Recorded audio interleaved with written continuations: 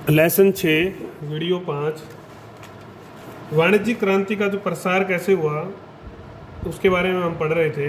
कहाँ कहाँ पर किन किन परिस्थितियों में जो है प्रसार हुआ। इस सारे को प्रसार को समझने के लिए हमें अनेक प्रकार के जो उस समय में परिवर्तन हुए, अर्थव्यवस्था में जो परिवर्तन हुए उनको समझना बहुत जरूरी है कि कैसे उस समय में स्थानीयता का अंत हो रहा था, सामंतवाद का पतन हो रहा था, अंतर क्षेत्रीय व्यापार में जबरदस्त वृद्धि हो रही थी, भौगोलिक खोजों के कारण से अप्रत्याशित बहुत तेज गति से समुद्र पारी जो व्यापार बढ़ा, मुद्रा का जो संचार था, मुद्रा वस्तु विनिमय न होकर मुद्रा के माध्यम से विनिमय हो रहा था, व्यापारिक संगठन जो थे, गिल्ड जो श्रेणियां थी उनका विस्तार हो रहा था। कुल मिलाकर अनेकों जो परिवर्तन थे उन सारे से ही जो है वाणिज्यिक क्रांति का प्रसार भी हुआ। उस प्रसार को हम अंतर क्षेत्रीय व्यापार में वृद्धि के मुख्य बिंदु और उसके 4 सब बिंदु जो हैं भूमध्य सागर में, मध्य यूरोपीय क्षेत्र में, बाल्टिक सागर में और अटलांटिक जो क्षेत्र था उसमें कैसे कैसे जो है ये व्यापार का प्रसार हुआ वो आज हम पढ़ने वाले हैं। 16वीं शताब्दी का जो आपने पढ़ा था कि कैसे जो है उस समय में राष्ट्रीय राज्यों का, निरंकुश राज्यों का उदय होना शुरू हो गया था। इनमें जो आपस में जो क्षेत्र थे, देश थे, उनमें जो व्यापार है वो नियमित रूप से संपर्क के माध्यम से स्थायी होता जा रहा था। संपर्क बढ़ता जा रहा था, दूसरे देशों से व्यापार होता जा रहा था, स्थायी हुआ। तो इन सब के कारणों से ही जो है वृद्धि का प्रसार जो है ज्यादा हुआ। भूमध्य सागरीय क्षेत्र में 1500 ईस्वी के आसपास आत्मनिर्भर व्यवस्था थी। वहां का जो प्रमुख क्षेत्र था, उत्तरी इटली का जो क्षेत्र था, उसमें घनी आबादी, ज्यादा आबादी का और समृद्ध जो है क्षेत्र था वो। उसमें प्रमुख जो नगर थे वेनिस, जेनेवा, मिलान, आपके फ्लोरेंस के बारे में हम पहले ही पढ़ चुके हो, ये इटली के थे। और अगर हम दक्षिणी फ्रांस का अगर नगर की बात करते हैं जो उस समय में विशेष प्रभाव रखता था इस व्यापारिक गतिविधियों में, व्यापार में, वाणिज्य में, वो था मार्सेलेज। और स्पेन का जो नगर था वो था बार्सिलोना। तो ये जो व्यापार मार्ग थे, आपके व्यापार मार्गों की अगर हम बात करते हैं तो पूर्व में एशियाई देशों में जो है इनका व्यापार होता था।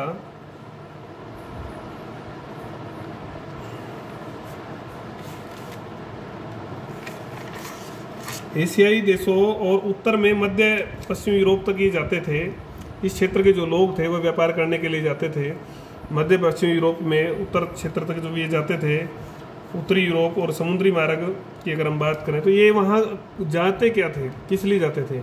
पूर्वी देशों से मसाला खरीदेंगे, तो मसाले वहाँ से लेकर जो है, खासकर अगर हम बात करें वेनिस और जेनेवा आदि नगरों से ये मसाले फिर स्थलीय जो मार्ग था उससे उत्तरी यूरोप में पहुँचते और फिर उत्तरी यूरोप से समुद्रीय मार्ग के माध्यम से जो है ये स्पेन पहुँचते थे। स्पेन से फिर ये जो है आगे ट्रांसपोर्ट, इनका आयात निर्यात जो होता था।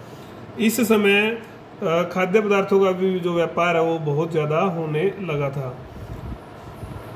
इन खाद्य वस्तुओं में अगर हम बात करते हैं मुख्य रूप से अनाज, फल, शराब, चीनी, मछली इत्यादि थे। व्यापार की अन्य वस्तुओं में कपड़ा, रेशम, चमड़ा, ये सब वस्तुएं थी। भौगोलिक खोजों के जब उपरांत, जब भौगोलिक खोजें हो गई ज़्यादा, तो इस उपरांत जो है पतन होना शुरू हो गया था इन क्षेत्रों का, आर्थिक पतन जो है शुरू हो गया था इन क्षेत्रों में। मतलब जो विशेष रूप से इटली के क्षेत्र की हम बात करें, वेनिस, जेनेवा, इन नगरों का पतन शुरू हो गया व्यापार की दृष्टि से। तो व्यापार की दिशा ही जो है धीरे धीरे बदलनी शुरू हो गई और वो व्यापार की दिशा इंग्लैंड और नीदरलैंड की ओर मुड़ गई और उन्हीं देशों का जो है माल जो है यहाँ पर इन नगरों में आने लगा था। फिर मध्य यूरोपीय क्षेत्र की बात करते हैं, ये भी हम पढ़े आए हैं। जर्मनी, फ्लैंडर्स के बारे में हमने पढ़ा था। वहाँ के जो क्षेत्र मुख्य रूप से थे यहाँ के व्यापार में, मध्य यूरोपीय क्षेत्र में। तो अब यहाँ पर जो नगर विकसित हुए थे आग्सबर्ग, रीक्सबर्ग और नूरमबर्ग, इन नगरों में जो है इनका व्यापार का जो विकास काफ़ी हुआ। अगर हम बात करें, यह क्षेत्र यूरोप की अर्थव्यवस्था से अधिकाधिक जुड़ने लगा था। मध्य यूरोप में जो है चांदी और तांबे जैसे जो है ना विशेष धातुओं की खानें थी। इन कीमती खानों से जो है धातु उद्योग जो है विशेष रूप से विकसित हुआ, इनका उत्पादन हुआ। इनका जो है उत्पादन विस्तार होने से धीरे धीरे खनिजों का जो विकास का जो केंद्र था, खनिज केंद्र था, एक व्यापार का जो केंद्र था, वो एंटवर्प बनता गया। तो इसके कारण से, इन धातु उद्योग के कारण से ये अंतर्राष्ट्रीय बाजार का केंद्र भी बन गया भविष्य में, और अंतर्राष्ट्रीय बाजार की यहाँ पर स्थापना हुई और बहुत सारी वस्तुएं यहाँ पर आकर जो है पहुँचने लगी थी, बिकने लगी थी। ये मंडी बन गई थी बहुत बड़ी अंतर्राष्ट्रीय। इस कार्य में, केंद्र बनाने में जो है स्थलीय व्यापार में दक्षिणी जर्मनी की जो फर्में थी उन्होंने महत्वपूर्ण भूमिका निभाई कि एंटवर्प एक केंद्र बने। 16वीं शताब्दी के उत्तरार्ध में इस क्षेत्र का भी ह्रास जो है होने लगा था, मतलब यहाँ भी पतन के निशान दिखाई देने लगे थे। उसका कारण क्या था? धर्म युद्धों का जो संघर्ष था उसमें जन धन की जबरदस्त हानि हुई। तो जब जन धन की हानि होगी, अराजकता होगी, तो व्यापार कैसे वहाँ फल फूल सकता है? दूसरा, यह स्थलीय व्यापार के माहिर थे, ये स्थलीय व्यापार में हावी थे। लेकिन अब जहाजरानी का जो विकास हुआ उसमें विकास में जो है इंग्लैंड जो है ज़्यादा प्रमुख देश था, तो उसने अपना, नीदरलैंड और इंग्लैंड ने अपना जो है प्रभाव जमाकर इस क्षेत्र में भी घुसपैठ कर दी थी। अब हम बात करते हैं बाल्टिक सागर की। बाल्टिक सागर के अगर क्षेत्र की बात करें तो इसमें स्वीडन, फिनलैंड, उत्तरी जर्मनी, उत्तरी पश्चिमी यूरोप के क्षेत्र थे शामिल। 15वीं सदी में ये क्षेत्र यूरोप की अर्थव्यवस्था से जुड़ने लगा था। यूरोप की अर्थव्यवस्था से ये क्षेत्र भी जुड़ने लगा था, पहले ये अलग ही रहते थे। तो यहाँ दो बातें विशेष रूप से हुई, दो मार्ग थे, वो क्या थे, दो प्रणालियाँ थी। पहला स्थल मार्गीय और दूसरा समुद्र मार्गीय। दोनों ही मार्गों से व्यापार यहाँ पर होता था। वस्तुओं का, रोजमर्रा की जो वस्तुएं थी, अनाज, नमक, आपकी मछली, ऊनी कपड़ा, फर, इमारती लकड़ी, सब चीज़ों का जो है, कोलतार, पटसन, तांबा, इन सब का जो है आदान प्रदान जो है व्यापार यहाँ पर होता था।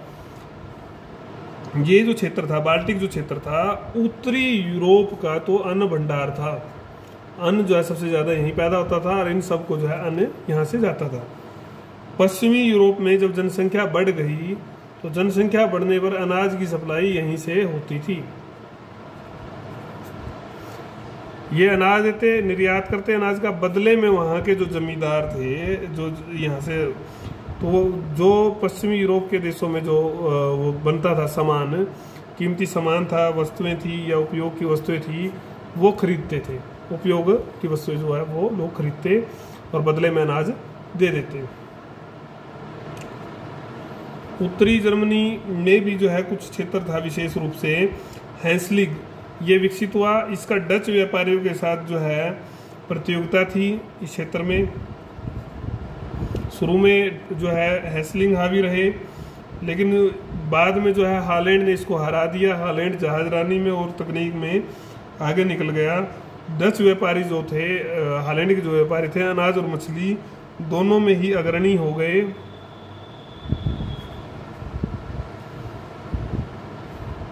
धीरे धीरे जैसे जैसे और क्षेत्रों में परिवर्तन आ रहा था, इंग्लैंड ने यहाँ भी परिवर्तन किया। इंग्लैंड ने भी धीरे धीरे यहाँ की व्यापारिक गतियों में इंटरेस्ट लेना जो है शुरू कर दिया था। और विशेष रूप से अगर हम बात करते हैं तो यहाँ पर इंग्लैंड यहाँ पर कपड़े का निर्यात करता था और यहाँ से कुछ चीज़ें लेकर जाता था। वो थी इमारती लकड़ी, फर और अन्य वस्तुएं आयात करता था। तो इंग्लैंड यहाँ पर भी पहुँच गया था। अटलांटिक की बात करें, ये भी हम पढ़कर आए हैं कैसे भूमध्य सागर क्षेत्र से जो है व्यापार अटलांटिक क्षेत्र की ओर जुड़ गया था। तो पहले ये क्षेत्र जो है अटलांटिक क्षेत्र भूमध्य सागरीय क्षेत्र से जुड़ा, पूर्वी क्षेत्र से जुड़ा, वहाँ पर व्यापारिक गतिविधियों में अपनी पेठ बनाई धीरे धीरे। फिर यहाँ जो मुख्य देश थे, हालैंड, फ्रांस, आपके इंग्लैंड, इन देशों ने, जो इस क्षेत्र के जो देश थे अटलांटिक क्षेत्र के, तो फ्रांस ने, इन लोगों ने व्यापार की वस्तुओं में कपड़ा, शराब, नमक, वही जो चीज़ें हम ऊपर पढ़ के आए, रोज़मर्रा की जो वस्तुएं थी, उन सब का व्यापार जो है शुरू किया। अटलांटिक क्षेत्र था यूरोप के अन्य स्थलीय व्यापार में सबसे अधिक सक्रिय उत्तरी जर्मनी के व्यापारी थे। सबसे जो स्थलीय व्यापार में अधिक सक्रिय थे उत्तरी जर्मनी के व्यापारी थे, लेकिन वो तो अब पिछड़ चुके थे। उनका स्थान डच और अंग्रेज व्यापारियों ने ले लिया था। हम ये बात पढ़ भी आए हैं, रिपीट हो रही है। वो लोग जो है डच जो व्यापारी थे, नमक और मसाले सप्लाई करने वाले लिस्बन और अनाज की मुख्य मंडी जर्मनी में डेजिंग के बीच व्यापार, विनिमय व्यापार पर हावी हो गए थे। और धीरे धीरे जो है अटलांटिक क्षेत्र व्यापार में अग्रणी हो गया। और इस तरह से मसालों का जो विनिमय था, बाजार था, उस पर इन्होंने हावी जो है ये हुए और अग्रणी हो गए व्यापार के क्षेत्र में।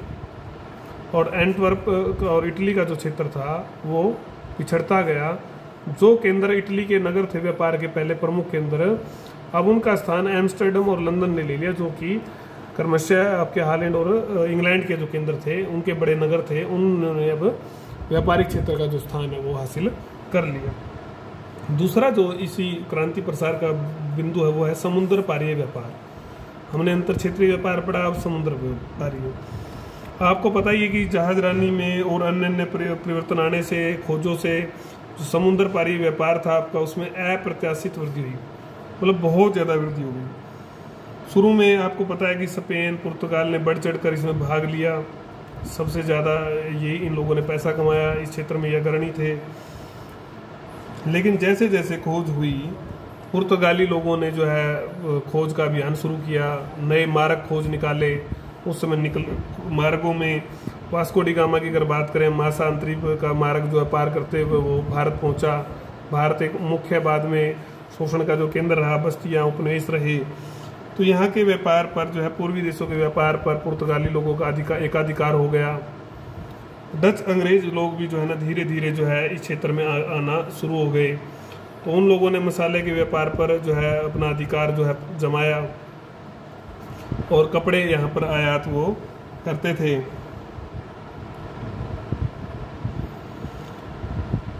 अगर हम बात करते हैं मसालों में भी, तो काली मिर्च का जो है वह कपड़े का आयात करते और बदले में सोना चांदी यहाँ पर देते थे। ये दो चीज़ें ले जाते, काली मिर्च और कपड़े। कपड़ा शुरू में आप ध्यान करने की बात है कि इंग्लैंड से कपड़ा जो है लोग यहाँ का कपड़ा वहाँ जाता था, न कि बाद में जो है जब उपनिवेश पूरी तरह से स्थापित हो गए, व्यवस्थाएं बदली, तो तब वहाँ का बना हुआ कपड़ा यहाँ पर बिका। पहले वही लोग हमारे से लेके जाते थे। तो अगर हम उस समय की बात करें तो सोना चांदी उनको देना पड़ता था हमारी वस्तु के बदले। तो इतना ही बहुमूल्य धातु देकर भी जो है ये व्यापार में उनके लिए लाभकारी था। वो कैसे? क्योंकि हमारी जो काली मिर्च थी, हमारा जो कपड़ा था, वो बहुत ही उत्तम किस्म का था, उसकी बड़ी डिमांड थी यूरोप में, और वो बड़े दामों में उनको बेचते थे।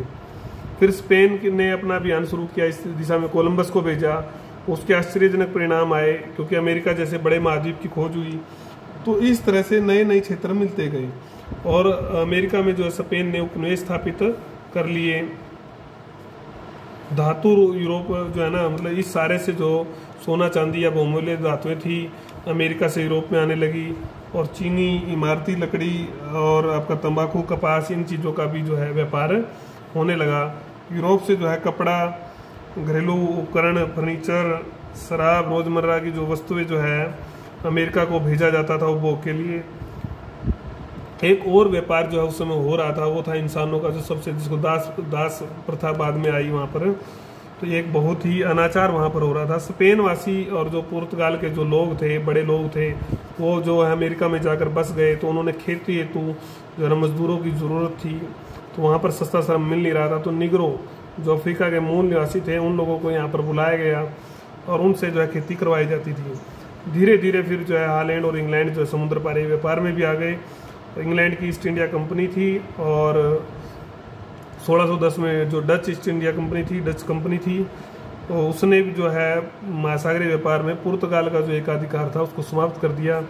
इस तरह यूरोप के जो महाद्वीप थे, यूरोप के जो देश थे, अन्य महाद्वीपों से व्यापार करने लगे। नियमित व्यापार हुआ।